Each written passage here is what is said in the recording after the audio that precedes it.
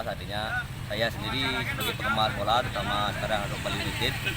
Jadi kemarin saya sampai berjanji ini karena pada pertandingan tanggal 2 Desember kalau salah melawan Semen Padang itu ada game yang sangat menentukan, dimana bila mana Bali bisa menang atau bawa poin di kandang mendatang, kita akan juara.